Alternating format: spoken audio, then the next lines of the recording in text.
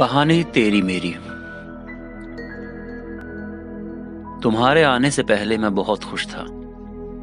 अपने सारे काम समय पर ठीक से हो जाया करते थे। अपनी तो छोड़ो, अपनों की परवाह भी अच्छे से हो जाया करती थी। अचानक से तुम संपर्क में आई। तुम्हारे हस्बैंड राहुल से बिछड़ने की वो रोती हुई तुम्हारी आवाज मेरे दिलो दिमाग को चीरती हुई चली गई, जो मुझसे कतई बर्दाश्त नहीं हुई। सब जानने के बाद मेरे दिल ने सोचा कि इस लड़की को फिलहाल किसी निस्वार्थ मानसिक सहारे की बहुत जरूरत है। फिर तो रोजाना ही दिन में कई बार फोन करके हालचाल पूछने का सिलसिला शुरू हो गया। मैं तुमसे सिर्फ बात ही नहीं करता था, बल्कि तुम्हारी मानसिक हालत को कई तरीके से ऑब्जर्व भी करता था, और फिर जैसा भी जरूरी लगता उसी तरीके से तुम्हें खुश करने और हंसाने की कोशिश करने लगा। तुम्हें भी मेरे फोन का इंतजार सा रहने लगा। मुझसे बात करना तुम्हें भी अच्छा सा लगने लगा। तुम्हारे पास प्यार का एक बहुत बड़ा वैक्यूम हो गया था। मुझे लगा था कि अगर इस वैक्यूम में कोई गलत इंसान सेट हो गया तो ये साफ दिल की सच्ची लड़की और बेकार हो जाएगी। मुझे लगा कि मैं तुमसे इतना दूर हूं कि चाहकर भी पास नहीं आ सकता। इसलिए मैं तुम्हें तब तक भरपूर अपनापन और प्यार दूंगा जब तक तुम पूरी तरह से ठीक ना हो जाओ, जिससे तुम पूरी तरह महफूज भी रहोगी और तुम्हें बिल्कुल शुद्ध निस्वार्थ सलाह भी मिलती रहेगी। फिर तो तुम्हारा पूरा टाइम टेबल जैसे मेरे दिमाग में सेट सा हो गया। तुम्हारा सुबह देर से जागना, फिर नाश्ता बनाना, कामवाली का आना, नहाना नहलाना, लंच तैयार करना, बेटे आयांश को सुलाने के साथ साथ खुद भी सो जाना, शाम को उसे चॉकलेट शेक पिलाना, फिर उसे बच्चों के साथ खेलने देना, डिनर की कुछ खास तैयारी न करना, थोड़ा बहुत खाकर काम चलाना और फिर आयांश को सुलाकर खुद भी सोने की कोशिश करना, लेकिन देर रात तक जागना, और इन सब के बीच वक्त मिलते ही मेरा तुमसे बातें करना, जो कि दिन में कई बार देर तक होता था। बीच बीच में तुम आयांश और मम्मी पापा से भी बात करती रहती थी। मुझे तुम्हारा हंसना हमेशा से ही अच्छा लगता रहा है। एक दो बार तो देर रात तक हमने बातें भी की थी। बातें कम, लड़ाई ज्यादा की थी। और एक बार तो रात को फोन पर ही, समझ रही हो ना, मेरे यहाँ के वो तमाम रास्ते मुझसे तुम्हारी हुई वो सारी बातें याद दिलाते हैं, जिनसे होकर गुजरते हुए मैं तुमसे तमाम तरह की लंबी लंबी बातें किया करता था। वो बिजली के बिल में तुम्हारा नाम बदलवाना हो, बैंक का कामकाज हो, नौकरी की टेंशन हो, या फिर मकान का मसला, तुमने सब कुछ मेरे साथ शेयर किया। फिर एक दिन तुमने मुझे डार्लिंग कहने का हक भी दे दिया। तुम मेरी बातें बहुत ध्यान से सुनती थी, बोलती बहुत कम थी। वक्त बीतता गया और तुम्हारी हंसी तुम्हारे चेहरे पर वापस आने लगी।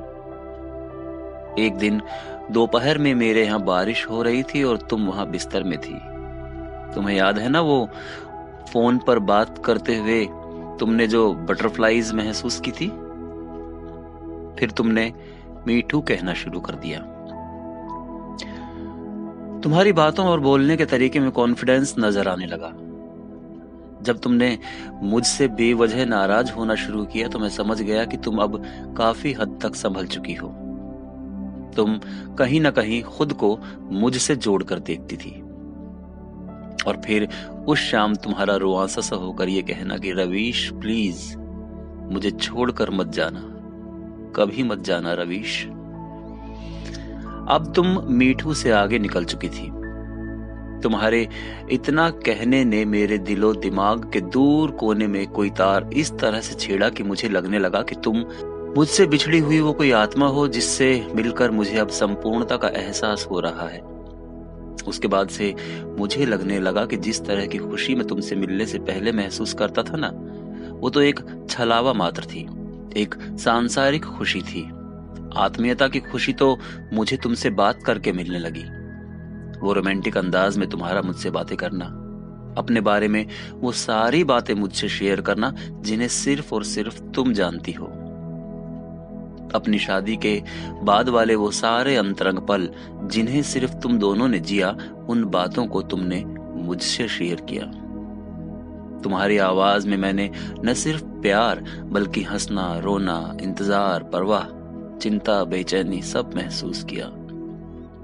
इसकी वजह से मैंने तुम्हें पल पल बदलने वाली लड़की भी कहा और आज भी कहता हूं, क्योंकि तुम कभी कुछ कहती हो और कभी कुछ।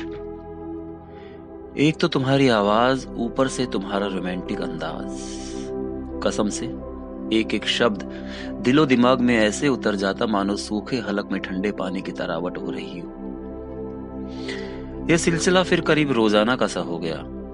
तुम्हें याद है ना वो मेरे फोन का हर वक्त इंतजार करना और फिर पिछले कॉल से अभी तक की सारी बातों का अपडेट देना, रोकर ये कहना कि तुमसे बात न करने की कमी मैं भी महसूस करती हूँ।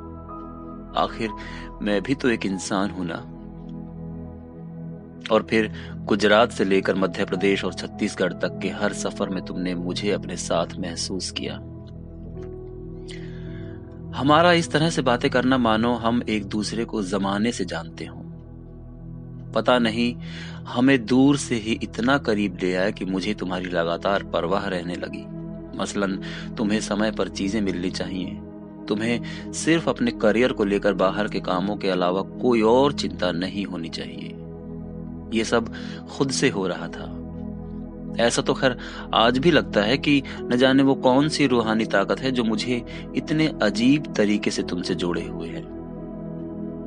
मुझे पता ही नहीं चला कि परवाह के मामले में तुमने कब मेरे अपनों की जगह ले ली। फिर तो मेरे सारे व्रत, धागे, नारियल सब तुम्हारे नाम के होने लगे। तुम्हारे करियर को बेहतर बनाने के मकसद से बातों में फिर से चिंता और सलाह का दौर शुरू हुआ। रोजाना घंटों भूख प्यास भूलकर तुम्हारे लिए सोचना मेरे रोजाना में शामिल हो गया। सन्न कर देने वाली सर्द हवाओं में बिगड़ती मेरी तबीयत भी मेरे जुनून को कम न कर सकी। याद है ना तुम्हारी छोटी से छोटी बीमारी ने मुझे कितना परेशान किया है। ये भी तो याद ही होगा ना कि तुम पहली, दूसरी, तीसरी और चौथी लड़ाई से होती हुई तब मुझ पर खूब बिगड़ी थी जब मैंने तुम्हारे दफ्तर में फोन करने की हिमाकत की थी। एक तरह से उस बात पर नाराज होकर तुमने तो जैसे मेरी जान ही सुखा दी थी। तुम्हारे परिवार के सभी लोगों के नाम अब मेरे अपनों के जैसे हो गए। फिर तुम्हारी नौकरी लग गई और मैं बेरोजगार हो गया। हाँ, बिल्कुल बेरोजगार। अरे मुझे तो जैसे पिछले कई महीनों से काम मिला हुआ था ना, तुम्हें ठीक करने और खुश रखने का काम। ये दोनों चीजें पूरी होते ही मैं तुम्हारे लिए ऐसा हो गया जैसे आईफोन वाले के पास पतली पिन का चार्जर, यूजलेस। मुझे पता है तुम आज भी मुझसे बेहद प्यार करती हो, मुझ पर खुद से ज्यादा विश्वास भी करती हो, लेकिन बस पहले कह देती थी और अब जताने से डरती हो। तुम्हें अब भी मेरे फोन का इंतजार रहता है, अब भी तुम्हें मुझसे बात करना अच्छा लगता है, लेकिन अब जताने से डरती हो। तुम अब डरने लगी हो कि कहीं ये सब आगे चलकर तुम्हारे मेरे लिए परेशानी न बन जाए। पहले तुम सिर्फ दिल से काम लेती थी, अब दिमाग से भी लेने लगी हो। तुम्हारी आंखें अब भी गीली होती हैं, लेकिन अब उन आंसुओं को तुम्हारे अलावा कोई और महसूस नहीं कर सकता। मुझे पता है कि तुम्हारी दुनिया आयांश के इर्द गिर्द घूमती है। अब क्योंकि तुम अकेली लड़की हो इसलिए मुझे लेकर तुम पर कोई उंगली न उठे, इसका ख्याल शुरू से ही मैं रखता था। लेकिन मुझे लेकर तुम्हें पता नहीं क्यों इस बात का डर सा सताने लगा है। शायद इसीलिए ही तुमने मुझे अपने पास आने से रोक दिया। हो सकता है तुम मेरी मेहमान नवाजी अपने उस घर में करना चाहती हो जहां पर कोई चोर नजर हम पर कोई सवाल न उठा रही हो, जहां तुम्हें किसी को कोई जवाब न देना पड़े। अब तुम ठीक हो गई थी और मैं बेहद बीमार। तुम नहीं जानती, मैं आयांश का ऐसा दोस्त बनना चाहता हूं कि वो तुम्हें जिद करे मुझसे मिलने के लिए। वो चाहे मुझे अपने पास बुलाना। वो देखे कि जब उसकी माँ मुझसे बात करती है तो कितना खुश होती है। उसे पता लगे कि दूर बैठा कोई एक ऐसा इंसान भी है जो उसके और उसकी माँ के बारे में हमेशा अच्छा सोचता है। वो मुझे अपना दोस्त माने, न कि अपनी माँ का। मुझे देखकर वो खुशी महसूस करे, न कि शक।